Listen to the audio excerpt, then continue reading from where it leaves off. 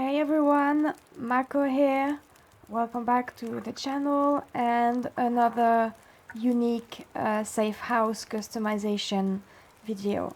This is a continuation of the previous video where I showed off Cliff Dweller's campsite.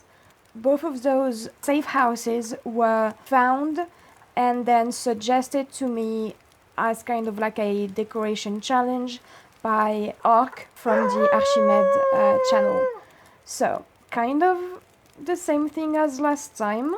I'm not gonna be able to show you exactly how to get in, not because I can't do it this time, but because in the video Ark actually didn't show me how to. He said that he showed it in a previous video, but because he never specified which video it was, and I didn't think to ask before starting, I don't actually know. I tried to figure out on my own, so I'll kind of show you what I did, but I failed. So I took another approach. Sorry, I had to take care of this wolf over there. So this is the prisoner's hideout.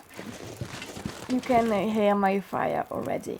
So ignore the stairs. You should do this, obviously if you don't have mods, this is not gonna be available to you. So I tried to climb up here like that and then run and somehow try to get in here, and I didn't manage it.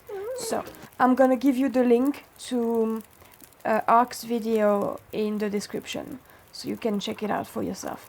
If you want to do it the way I did it using mods, then this was made using the Architect mod, which is an incredible mod. I have no idea how the author managed to put that into the game. It blows my mind ever since it was released. But yeah, so now I just have my stairs, and yeah, welcome to the prisoner's hideout. So just a note of warning when you come in here, there is some weird collision on the ground, so you kind of have to wiggle a bit to make it to the main part of the safe house.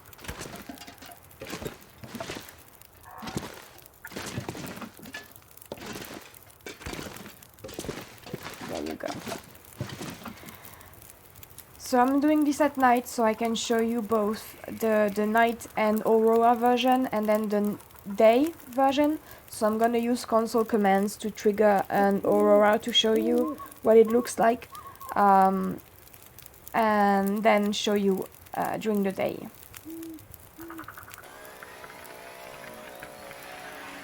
Aurora has started, so I can show you. So we've got sections, and each section has its own purpose. So the first section, as you come in, is the work area, pretty simple and basic, with some additional storage. Then we've got a second work area that's specifically for building furniture for safe house customization. You've got the special pumpkin that I really enjoy, but I don't get to use much usually. Then you've got this sitting area with a lot of decoration. This is another storage area mainly for tools and random items, clothing, as well as for cooking. Then you've got the main cooking area, kind of lounge, relaxing area, using the rim grill, which I just find so cool in this little space.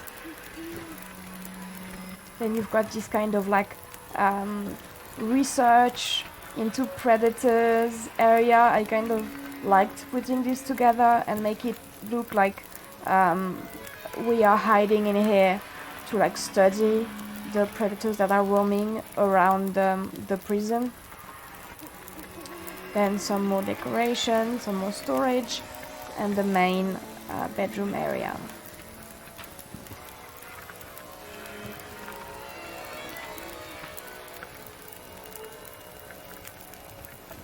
So yeah, it's a pretty small space, but it's super interesting how it's set up, which I think gives it a lot of charm as a safe house. As a warning, if you do intend to use this as a safe house, which I kind of doubt that many of you are going to do that, but just in case, unless you're using mods, and so you can put down something like this that can never be blown out by the wind, just a warning that the collision is kind of weird in here, because obviously the developers never intended for anyone to be in here. And so when I was setting all of this up, I was sleeping in here with just my sleeping bag, and I had a fire on the side. And despite myself getting the wind protection symbol and like being able to light the fire and everything, the fire would always get blown out after like a couple hours. So there is some place in here, and I don't think that's the window, just to say, where the wind somehow makes it inside and blows out the fire. So yeah, you're gonna have to like take care of the fire more actively. And a second thing, which is kind of why I put the suitcase here, there is no collision on this wall. I mean, there is some weird collision, and so you can get stuck. So I'm just gonna show you. If I get in here and I stick too close to the wall, like as you can see, I can like touch, I can interact with the stuff on the other side, and so I can get stuck in here. Yeah, and then you can't get out. Like I'm pressing D, like to go to the right, and nothing's happening. So you can sometimes get out like I did, or you have to crouch. Like it's a kind of a weird thing. So like just be careful with that.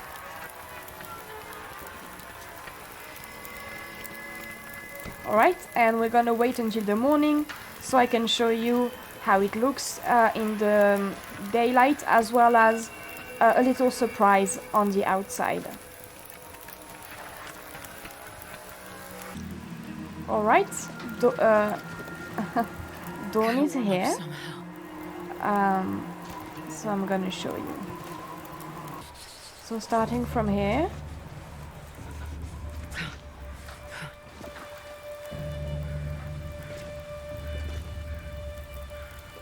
oh yeah, also, yeah, some of the cells have weird, like, lighting effects. Again, because I think they never expected us to, like, be in here. Yeah, so as you can see, the light is kind of weird.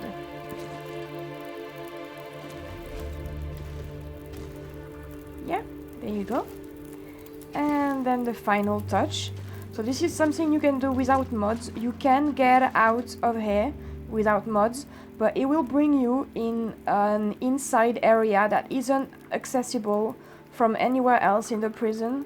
So you might be like, you can get out without mods, but you won't be able to get back in and you'll be stuck. So just a warning, but it is possible to get out just by using this. So yeah, I set a reading, like sunbathing area and a breakfast table in this enclosed space where, as you can see, like,